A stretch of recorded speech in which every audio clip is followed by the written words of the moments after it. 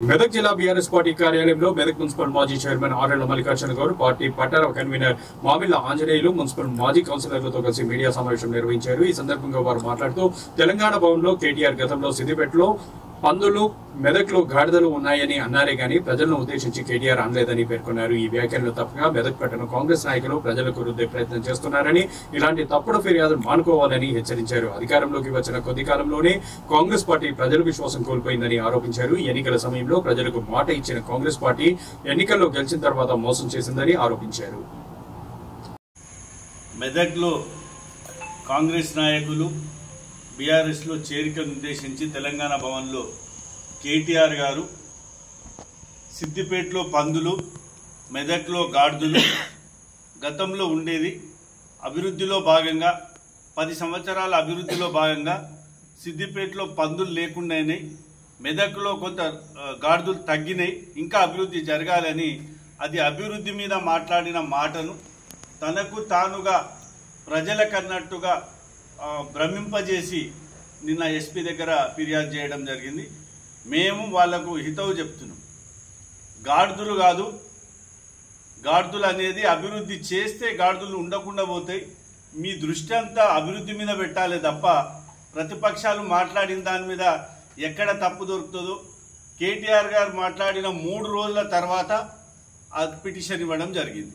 మేము వాళ్ళకి మా హితవు చెప్తున్నాం.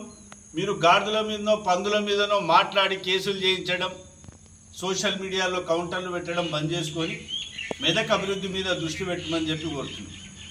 వసతులు ఎంత మంచి హాస్పిటల్ మాతా శిశు సంరక్షణ కేంద్రంలో నెలకు 350 డెలివరీలు అవుతా ఉండే అద్భుతమైన రీతిలో వారి హాస్పిటల్ తీర్చిదిద్దబడ్డది. ఇలా చూడుకు అక్కడ పోతే పూర్తి కనీస అవసరాలు కనుమరుగయ్యే పరిస్థితి ఉన్నది.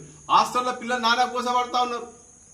ఇట్లా ఏ రంగంలో చూసినా పూర్తిగా వెనుకబాటు తనానికి గురైతా ఉంది మెదక్ పట్టణం అని వారు మాట్లాడితే వాళ్ళని ఆపాదించుకుంటే మాకు అభ్యంతరం లేదు. కానీ ప్రజలకు ఆపాదించి చూడు తప్పుడు చర్య, తప్పుడు మాటలు మాట్లాడడం మీ కాంగ్రెస్ పార్టీకి అలవాటే అని చెప్పేసి మరి మీ వాళ్ళని ఆపాదించడం వల్ల జనాలు అనుకుంటా ఉన్నారు. నిన్న మాట్లాడుతున్నారు కాంగ్రెస్ నాయకులు.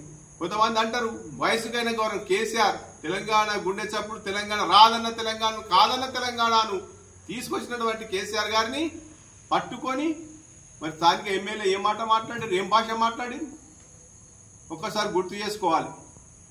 దానికి తగ్గట్టుగానే మరి వారు ఇచ్చినటువంటి హామీలను కార్యకర్తలు పోస్టుల ద్వారా పెడితే వారు చెప్పినటువంటి రికార్డు, వారు చెప్పినట్టు ఎన్నికల సందర్భంలో వాళ్ళు మాట్లాడినటువంటి మాటల హామీలను పెడితే మరి పోలీసులను పురమాయించి దబాయించి మరి వీరంతా కూడా బ్లాక్ మెయిల్ చేసి వాళ్ళని ఇబ్బంది పెట్టాలని ప్రయత్నం చేస్తున్నారు తప్ప మీకు అభివృద్ధి మీద ఎక్కడ కూడా చిత్తశుద్ధి లేదు. ఏం అభివృద్ధి చేసి అప్పుల రాష్ట్రంగా మాట్లాడిన నిన్న కాంగ్రెస్ నాయకులు ప్రెస్ మీట్ లో మాట్లాడారు. తెలంగాణ రాష్ట్రం వచ్చిన తర్వాత 9 సంవత్సరాల కాలంలో 4,24,000 కోట్ల రూపాయలు అప్పు ఉన్నమాట వాస్తవం, అప్పు అయినమాట వాస్తవం. కానీ ఒక్కటి గుర్తుపెట్టుకోవాలి కాంగ్రెస్ నాయకులు, రాష్ట్రంలో 33 రాష్ట్రాల్లో కూడా కొత్తగా ఏర్పడిన అన్ని జిల్లాల్లో కూడా కలెక్టరేట్, ఎస్పీ భవనాలు, హాస్పిటల్స్ అప్గ్రేడ్ చేయడం కావచ్చు, వందలాది సంక్షేమ హాస్టల్ పెట్టడం కావచ్చు, హరితహారం కావచ్చు, Kalyana Lakshmi, KCR kit, Rythu Bandhu, free current, ఇట్లా రైతులకు కూడా ఉచిత విద్యుత్, అన్ని రకాల కార్యక్రమాలు చేస్తే 4,80,000 కోట్ల అప్రూవ్ అయినది. కానీ అభివృద్ధి ఆకాశవంత అభివృద్ధి అయిందన్న విషయాన్ని మీరు మర్చిపోదు. గౌరవ కేటీఆర్ గారిపై ఇచ్చినటువంటి ఫిర్యాదు కాంగ్రెస్ పార్టీ నేతల స్వీయ మానసిక ఆందోళన ఏందో అర్థమవుతా ఉంది.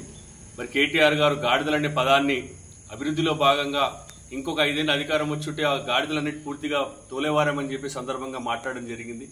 మరి నిన్నటికి కొందరు నాయకులు గడిచిన 10 ఏళ్లుగా ఇక్కడ పదవులు అనుభవించి, ఇక్కడ అనేక రకాలైనటువంటి పదవులు అనుభవించి గౌరవ కేసీఆర్ గారి నాయకత్వంలో మరి కేసీఆర్ గారు లేకపోయి ఉంటే తెలంగాణ రాష్ట్రమే లేదు, కేసీఆర్ గారు లేకపోయి ఉంటేనే మరి ఇక్కడ ప్రత్యేకంగా జిల్లాలు ఏర్పడే ఆ కొత్తగా ఏర్పడినటువంటి జిల్లాల్లో మరి ఇలా ప్రథమ పౌరుడిగా ఇక్కడ నిన్నటి వరకు కూడా బాధ్యతలు అనుభవించి, అధికారాన్ని అనుభవించి, ఏ పార్టీ అధికారం ఉంటే ఆ పార్టీ సంకనెక్కి ఇక్కడ నిలిపోయినటువంటి పార్టీని విమర్శించడం వారికి పరిపాటిగా మారింది.